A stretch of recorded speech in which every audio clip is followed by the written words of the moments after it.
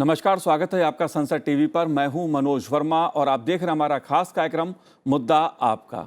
आज हम बात करेंगे परीक्षा पे चर्चा की। प्रधानमंत्री नरेंद्र मोदी जी ने खास कार्यक्रम परीक्षा पे चर्चा 2023 के तहत दिल्ली के तालकटोरा स्टेडियम में छात्रों को संबोधित किया। कई छात्र लाइव टेलीकास्ट के जरिए इस कार्यक्रम में शामिल हुए। परीक्षा पे चर्चा कार्यक्रम अपनी तरह का एक अनोखा कार्यक्रम है जिसका आयोजन हर साल बोर्ड परीक्षा से पहले किया जाता है। साल 2018 में प्रधानमंत्री नरेंद्र मोदी ने इस कार्यक्रम की शुरुआत की थी, जिसमें वो देश के बच्चों, शिक्षकों और माता पिता से बातचीत करते हैं, उनसे संवाद करते हैं। इस साल 38 लाख से अधिक छात्रों ने इस कार्यक्रम में भाग लेने के लिए रजिस्ट्रेशन किया था, जो पिछले साल से दुगने से भी अधिक है। प्रधानमंत्री नरेंद्र मोदी ने कहा कि परीक्षा पे चर्चा उनकी खुद की भी परीक्षा है। दरअसल प्रधानमंत्री नरेंद्र मोदी ने कहा कि परीक्षा जीवन का अंत नहीं है, बल्कि तनाव से लड़ने का मूल मंत्र है। दरअसल प्रधानमंत्री नरेंद्र मोदी ने परीक्षा पे चर्चा के दौरान कई अहम मुद्दों पर बात की। मोदी जी ने क्यों और कैसे चर्चा की, परीक्षा पे चर्चा का क्या असर हो रहा है, क्या है इसके मायने, इसी पे आज चर्चा करेंगे मुद्दा आपका में और विभिन्न पहलुओं को समझने की कोशिश करेंगे। खास मेहमान मेरे साथ जुड़े हुए हैं राज्यसभा सांसद और पूर्व केंद्रीय मंत्री प्रकाश जावड़ेकर जी हमारे साथ जुड़े हुए हैं। जावड़ेकर जी, आपका बहुत बहुत स्वागत है संसद टीवी पर। जावड़ेकर जी देश के मानव संसाधन विकास मंत्री भी रहे हैं। उनसे हम समझने की कोशिश करेंगे कि ये जो परिवर्तन देखने को मिल रहा है उसके क्या मायने हैं। साथ ही मेरे साथ इस समय स्टूडियो में मौजूद हैं दिल्ली पब्लिक स्कूल साहिबाबाद की निदेशक डॉक्टर ज्योति गुप्ता जी। ज्योति जी, आपका भी स्वागत है। और साथ में मेरे साथ जुड़ी हुई हैं डॉक्टर रचना भार्गव जी, जो प्रोफेसर हैं मनोविज्ञान विभाग एम्स से। आपका स्वागत है रचना जी। लेकिन शुरुआत में प्रकाश जावड़ेकर जी आपसे करूंगा। प्रधानमंत्री जी का बच्चों से संवाद, शिक्षकों से संवाद, अभिभावकों से संवाद आप कैसे देखते हैं? क्योंकि कई साल हो गए इस संवाद को एक अच्छी पहल के रूप में, सकारात्मक पहल के रूप में इसको देखा जाता है। क्या मायने हैं, क्या संदेश है इसका? 2018 में जब ये परीक्षा पे चर्चा प्रधानमंत्री जी ने कहा हमें, मैं ही शिक्षा मंत्री था जी, तब पहले साल से हम तालकटोरा स्टेडियम गया और देश भर में ज्यादा से ज्यादा लाखों स्कूलों में छात्र, अभिभावक और अध्यापक जुड़ गए।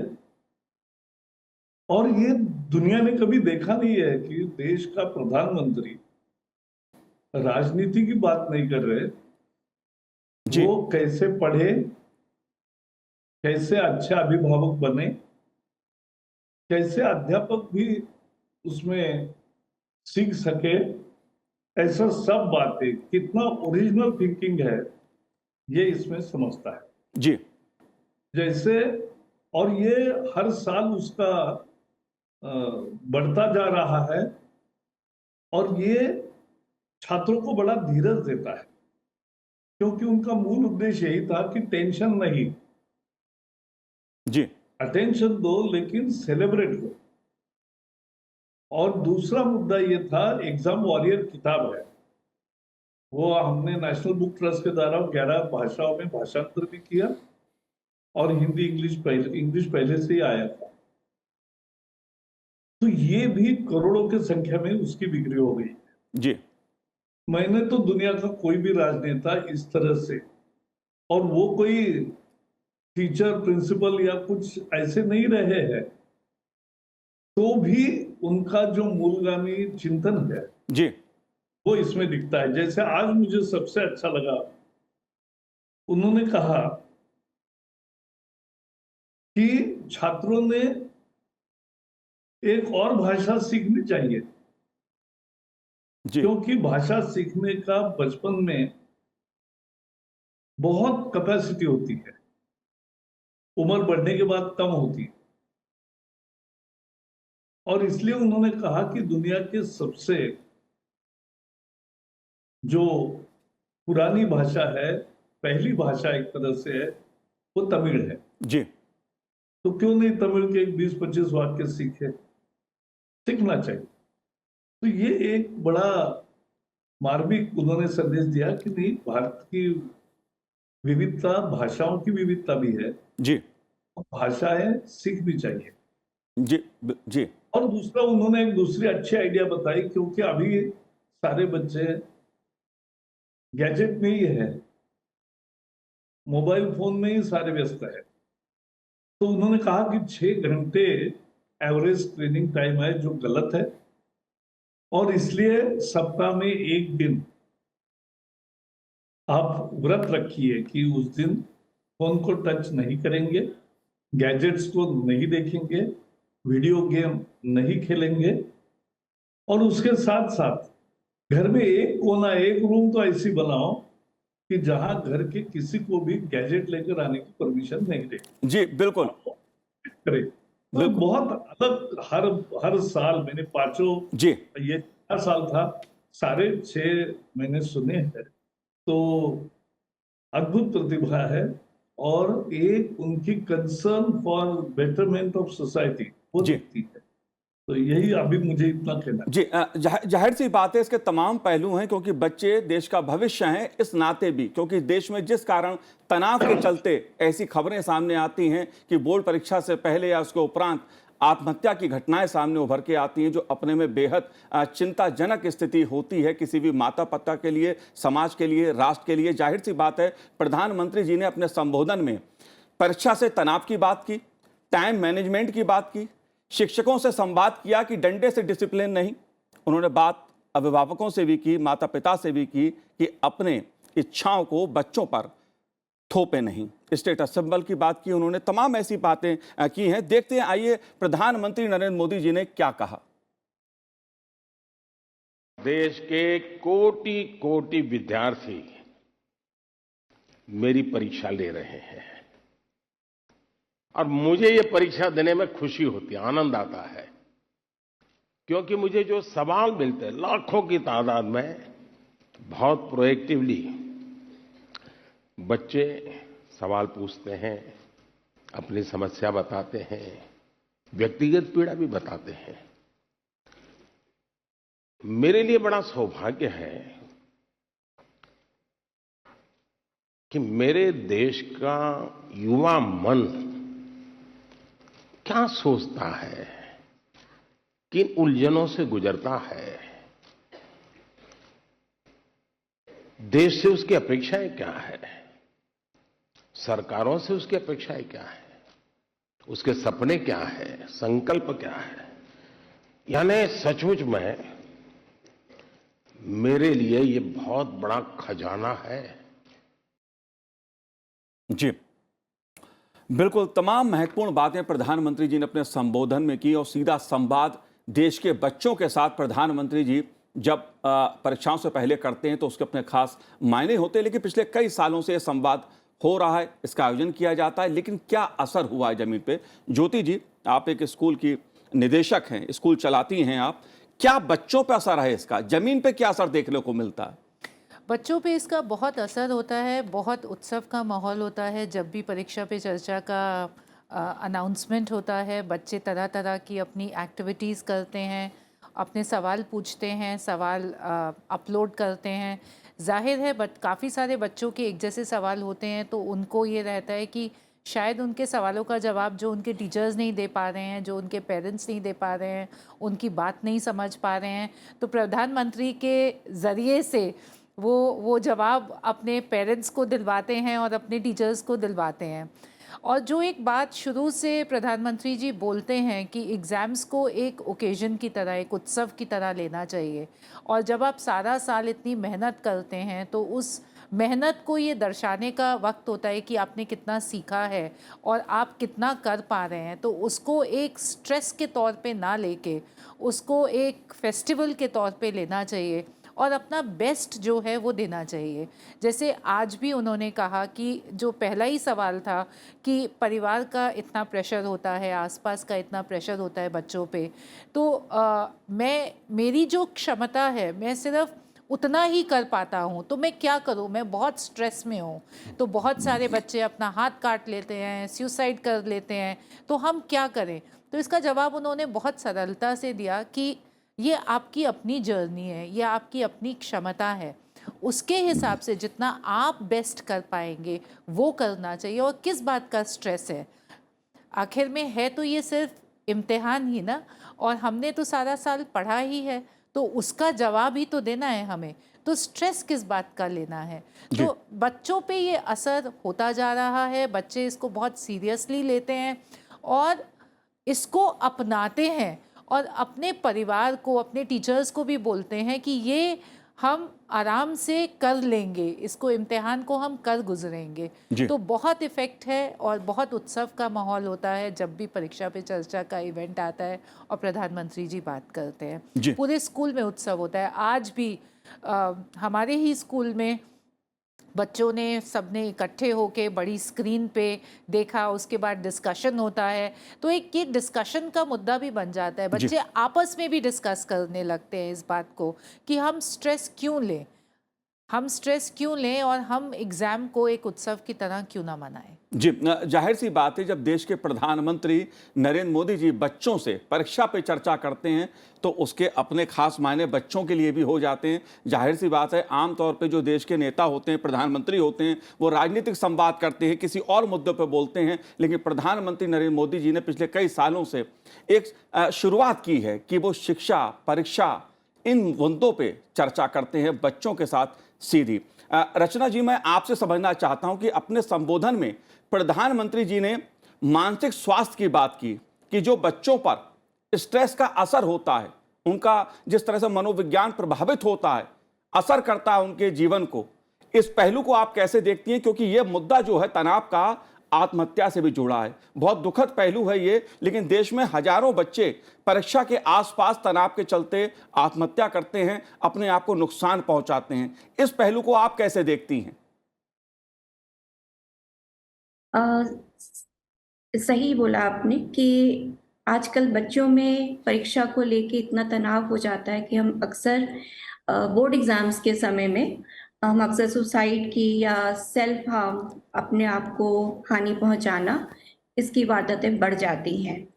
और मैं ये कहूँगी कि परीक्षा पे चर्चा एक बहुत ही इम्पॉर्टेंट माध्यम है जिसके थ्रू हम लाखों की संख्या में बच्चों तक पहुंच पा रहे हैं। मैं कहती हूँ कि प्रधानमंत्री का जो उन्होंने ये समय दे रहे हैं बच्चों के साथ, ये बहुत अहम रखता है, क्योंकि मनोवैज्ञानिक तौर से अगर हम इसको समझें कि अगर एक प्रधानमंत्री, देश का बहुत ही महत्वपूर्ण इंसान बच्चों को कुछ कहता है कि आप ऐसा, इसको इतना अहम मत दो, परीक्षा एक सिर्फ पड़ाव है, तो ये बच्चों के लिए बहुत आसानी से वो एक्सेप्ट होती है। अगर माता पिता वही बात कहते हैं तो वो एक इग्नोर कर दिया जाता है। जी। जैसा कि परीक्षा पे चर्चा के समय भी बोला गया कि पेरेंट्स प्रेशर देते हैं, और प्रधानमंत्री जी ने जैसे बोला कि उन्होंने इस बात को नॉर्मलाइज करने की कोशिश की कि अगर पेरेंट्स कुछ एक्सपेक्टेशंस रखते हैं तो वो एक सामान्य बात है। तो इस चीज का ना वो आलोचना की तरह से ले रहे हैं कि पेरेंट्स आलोचना कर रहे हैं, और दूसरी तरफ पेरेंट्स को ये भी कह रहे हैं कि आप इसको क्रिटिसाइज मत करिए, टोका टाकी मत करिए, और इसको पॉजिटिव वे में बच्चों को बेहतरीन बनाने की कोशिश करते हैं। तो साइकोलॉजिकल रूप से मुझे लगता है कि प्रधानमंत्री जी ने इस प्रोग्राम के थ्रू बहुत ही अहम, बहुत ही सरल तरीके से जिंदगी के बहुत छोटे छोटे जो किस्से हैं, जो हर आदमी के, हर बच्चे के जीवन में, जैसे कि कथा की बात करी, कौवे की कहानी की बात करी, या तो ये इतनी आसानी से बच्चे समझ सकते हैं और उसको अपना सकते हैं कि मुझे लगता है कि मनोवैज्ञानिक तौर से बच्चों पे ये जरूर असर पड़ेगा कि हम परीक्षा को इतना अहम ना लें और एक एग्जाम के मार्क्स पे हम इतनी ज्यादा अहमियत ना रखें। जी। रचना जी, क्या मैं ये जान सकता हूं आपसे कि अगर हम एम्स की बात करें, आपका जो विभाग है उसमें क्या इस तरह की केस स्टडी आती हैं? क्या बच्चे आते हैं, क्या माता पिता आते हैं अपनी बच्चों की परेशानी लेकर? किस तरह की वो परेशानियां होती हैं, किस तरह की चिंताएं होती हैं? बिल्कुल आते हैं। इनफैक्ट परीक्षा के दिनों में और उससे बोर्ड एग्जाम के पहले, प्री बोर्ड एग्जाम के पहले बच्चों में अक्सर, स्पेशली कोविड के दौरान, लॉकडाउन के दौरान और उसके बाद अभी भी बहुत ज्यादा केसेस आते हैं कि एंजाइटी हो रही है, डिप्रेशन हो रहे हैं, सेल्फ हार्म के केसेस बढ़ जाते हैं, और माता पिता का प्रेशर कि अगर बच्चे के मार्क्स अच्छे नहीं आए तो क्या होगा। तो ना केवल स्ट्रेस बच्चों में होता है पर बच्चों के माँ बाप में भी होता है। तो इसलिए मुझे लगता है कि ये जो प्रोग्राम है उसके माध्यम से हम क्योंकि हमारे पास केसेस कम आते हैं हॉस्पिटल में, सिर्फ जिनको एक साइकोलॉजिकल माइंडेडनेस है, मतलब कि उनको विश्वास है कि एक प्रोफेशनल उनकी बच्चों की मदद कर सकता है, वही पहुंचते हैं, जो कि हजारों में एक जना होगा। पर जब हम कम्युनिटी में जाके बात करते हैं तो हजारों बच्चों के ये सवालों के जवाब उन तक पहुंचते हैं। तो जो हम अपने क्लिनिक में बात करते हैं वो प्रधानमंत्री जी ने बहुत सरल रूप से काफी अहम बातें उठाई, जैसे कि एक जैसे मैंने कहा कि पेरेंट्स का जो एक्सपेक्टेशन है एक लेवल तक वो नॉर्मल है, जी। इसलिए बच्चों को बहुत ज्यादा अहमियत नहीं देनी चाहिए कि माँ बाप हमारा ये है, हमारी तरफ ये। कई बार माँ बाप बोलते नहीं हैं, मगर बच्चे अक्सर उसको नॉन वर्बल लेवल पे समझते हैं कि मेरी तरफ उनकी आशाएं हैं कि मैं अच्छा परफॉर्मेंस दूं।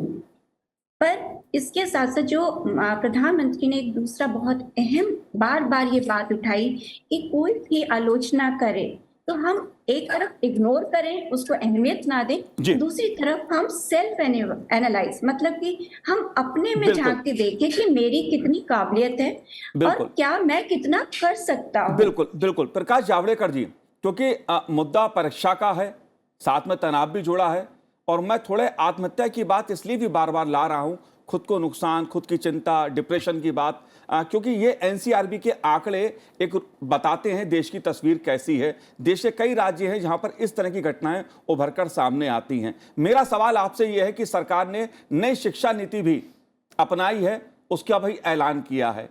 जो बच्चों पर तनाव की परीक्षा का तनाव आता है, उसके बदलाव को लेकर वास्तविक रूप में आपकी सरकार और क्या कुछ कर रही है?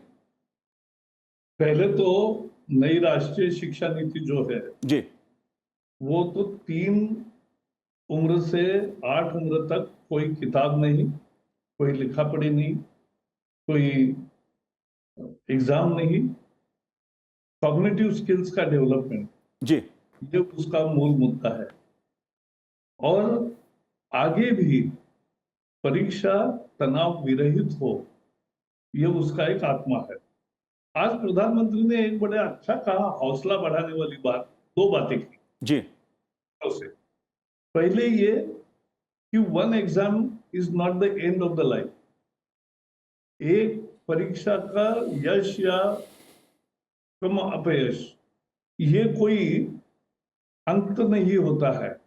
दूसरी सवारी मिलती है, दूसरी गाड़ी मिलती है, दूसरी ट्रेन मिलती है और आप आगे जा सकते हैं। जी। एक उन्होंने कहा हौसला बढ़ाने वाला कि average people do extraordinary jobs. तो हम एवरेज है अगर, तो अपने को समझता है हम क्या लेवल में है, तो वो लेवल समझना ये गलत नहीं है, उल्टा अच्छा है। लेकिन ऐसे ही लोग निष्ठा से बहुत अद्भुत काम करते हैं, ये दुनिया का अनुभव उन्होंने बताया। जी। एक अभिभावकों को भी सलाह दी जो मुझे बहुत अच्छी लगी कि एक्सपोज टू द वर्ल्ड, केवल अपने घेरे में ही छात्रों को बंदिश मत करो, उनको 10 जगह जाने दो, जी। दुनिया की गतिविधि समझने दो। ध्यान रखो कि कहीं बिगड़ न जाए, कोई गलत संगत न लगे, लेकिन दुनिया देखी ही नहीं। मैं हमेशा देहातों में जाता हूँ, मेरा स्कूल भी, मैंने स्कूलिंग देहात में ही की। जी। लेकिन अभी मैं मेरे गोद लिया जो गांव है, वहां मेरे साथ 8-10 प्रोफेशनल्स भी आए थे, उनको देखना था क्या काम करते। तो एक चार्टर्ड अकाउंटेंट आए थे, पुणे से 60 किलोमीटर दूर ये गांव है। जी। उन्होंने तब तक कभी, और वो भी चार्टर्ड अकाउंटेंट है, 60 का उम्र होगा, ज्यादा ही होगा, लेकिन उन्होंने कभी भी देहात देखा ही नहीं। सही मायने में जाते जाते देहात देखते हैं, लेकिन क्या होता है देहात में ये नहीं देखा। जी तो ये दुनिया दिखाओ और परीक्षा का टेंशन मत लो, ये उन्होंने कहा। और टाइम मैनेजमेंट में हर काम का एक माइक्रो प्लानिंग होना चाहिए, तभी आप अपने उद्देश्यों को हासिल कर सकते हो। ये भी बहुत ये कहा। दूसरी लर्निंग की पद्धति भी उन्होंने बहुत अच्छी बताई कि जो इजी लगता है वो पहले आधा घंटा पढ़ो, फिर जो डिफिकल्ट लगता है वो अगले 20 मिनट पढ़ो, जी जो आसान लगता है उसको आधा घंटा पढ़ो। मेरी माँ हमेशा कहती थी आपको कौन सी सब्जी अच्छी नहीं लगती, जी ये नहीं लगती तो पहले वो खाओ, तो बाद में तो आपको जो चाहिए वही मिलना है। तो ये एक तरीका होता है। तो यही अ, उन्होंने वो ऐसे ही घर के अभिभावक, जैसे प्रधानमंत्री की दो विशेषताएं, मन की बात और परीक्षा पे चर्चा। जी मन की बात में देश के लोगों से वो ऐसा ही संवाद करते हैं, उसमें कोई राजनीति का शब्द भी नहीं होता। जी और पूरा समय वो अब 96 हो गए, 97 हो गए, अब 3 के बाद 100 भी हो जाएंगे। तो वो संवाद जो है हर माह में होने वाला, तो वो भी ऐसा ही लोगों के दिल को छुआ है। जी बिल्कुल, परीक्षा पे चर्चा छात्रों को प्रभावित करती है, अभिभावकों को भी शिक्षा देती है और जो शिक्षक हैं उनका भी मार्गदर्शन करती है। लेकिन एक महत्वपूर्ण मुद्दा ज्योति जी, प्रधानमंत्री जी अपने संबोधन में उठाया और इस बात पर एक तरह से चिंता भी प्रकट की कि भारत में एवरेज 6 घंटे जो लोग हैं वो स्क्रीन पर लगाते हैं, मोबाइल है या कि दूसरे गैजेट्स हैं उन पर समय बिताते हैं। इसको लेकर प्रधानमंत्री जी ने डिजिटल उपवास की एक दिन की बात भी कही है। इस समस्या को आप कैसे देखती हैं? क्योंकि मैं ये देखता हूं कि जो घर में माता पिता हैं, बच्चों की मोबाइल या किसी प्रकार के देर रात तक गैजेट्स पे सोते नहीं हैं, उसको लेकर परेशान रहते हैं। आप इस समस्या को कैसे देखती हैं? मैं कहूँगी कि ये बहुत ही ज़्यादा क्रॉनिक प्रॉब्लम है। अभी तक तो सिर्फ स्कूल्स और टीचर्स और पेरेंट्स इस बात की बात करते थे। आज जो प्रधानमंत्री जी ने ये मुद्दा उठाया है और इसका जवाब दिया है, बहुत ही अच्छा किया है, क्योंकि सभी अभिभावकों को ये देखना चाहिए कि पहले तो वो इंडिविजुअल स्क्रीन्स बच्चों को ना दें। फ़ोन जो है वो उनको स्मार्टफोन्स एक पर्टिकुलर उम्र के बाद दें और उसको भी मॉनिटर करें। ख़ास तौर पे रात को जब सोने का टाइम होता है 10 बजे, 10:30 बजे, वो लोग अपने बच्चों के डिवाइसेस अपने पास रख लें और उन डिवाइसेस को वो बच्चों को ना दें, क्योंकि रात रात भर अगर बच्चे जागेंगे और वो डिवाइसेस के माध्यम से कोई भी कंटेंट देखेंगे, क्योंकि आज का कंटेंट जो है वो किसी भी टीवी प्रोग्राम का मोहताज नहीं है। क्लिक ऑफ अ बटन पे किसी भी स्मार्टफोन पे अवेलेबल है और हर तरह का कंटेंट है। तो बच्चे अट्रैक्ट होते हैं कंटेंट की तरफ। तो उसको बच्चों को स्मार्टफोन्स रात को नहीं देने चाहिए, ताकि ना वो देखें, कंटेंट देखें, ना वो सोशल मीडिया पे जाएं। बहुत सारे हमारे सोशल मीडिया के जो फेसबुक है, इंस्टाग्राम है, स्नैपचैट्स हैं, बच्चे एक दूसरे से कंपेयर करते हैं। वो देखते हैं कि बाकी लोग क्या अपलोड कर रहे हैं, उसको देखते देखते उनका सारा टाइम बीत जाता है।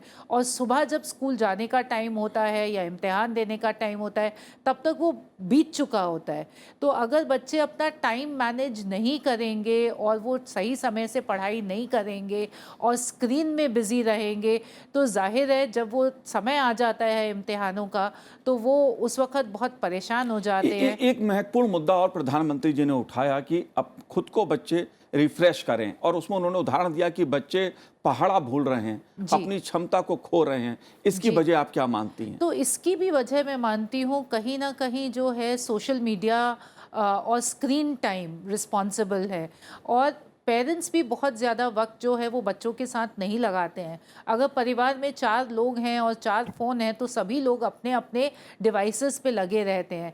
पहले जो एंगेज करते थे पेरेंट्स बच्चों को पहाड़ा सिखाने में, पार्क ले जाने में, बच्चों के साथ खेलने में, कहानी कथा सुनाने में, इकट्ठे खाना खा के कोई ना कोई अपनी बात करने में, वो एक जो क्वालिटी टाइम है वो मिस हो रहा है।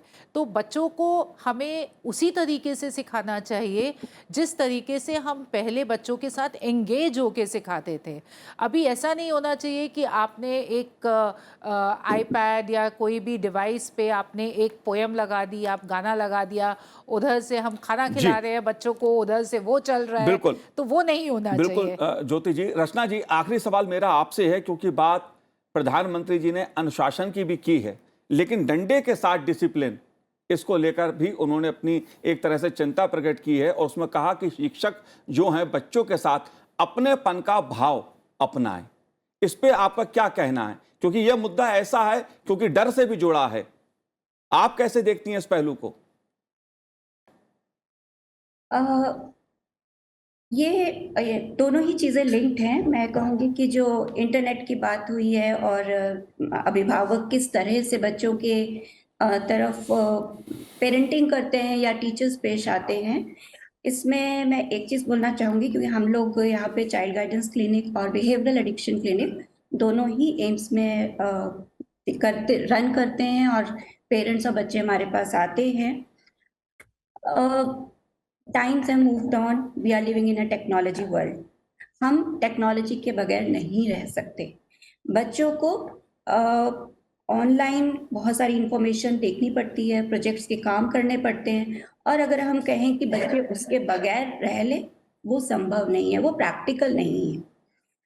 हाँ, मगर हम डर दिखा के अगर बच्चे को कहें कि तुम ये नहीं करो, तो वो आज के बच्चे वो एक्सेप्टेबल नहीं है उनके लिए, क्योंकि बच्चे भी बड़े हो गए, उनको समझ एक पहला और आज का समय बहुत फर्क है।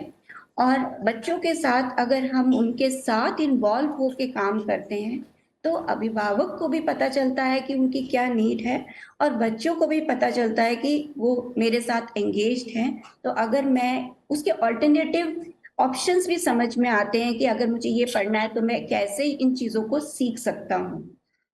तो डर के साथ या मार के साथ हम बच्चों को नहीं सिखा सकते। जी बिल्कुल, अपनापन कहीं ना कहीं बच्चों को अपनेपन का एहसास कराता है। इसलिए प्रधानमंत्री नरेंद्र मोदी ने कहा भी, परीक्षा जीवन का अंत नहीं है, बल्कि तनाव से लड़ने का मूल मंत्र है। इसलिए तनाव मुक्त होकर परीक्षा बच्चों को देनी चाहिए। प्रकाश जावड़ेकर जी, आपने संसद टीवी से इस मुद्दे पे बात की, परीक्षा पे चर्चा की। आपका बहुत बहुत शुक्रिया, बहुत बहुत धन्यवाद हमसे बात करने के लिए। रचना जी और ज्योति जी, आपका भी बहुत बहुत शुक्रिया हमसे बात करने के लिए। तो आज इस कार्यक्रम में इतना ही। मुझे दीजिए आज्ञा। नमस्कार।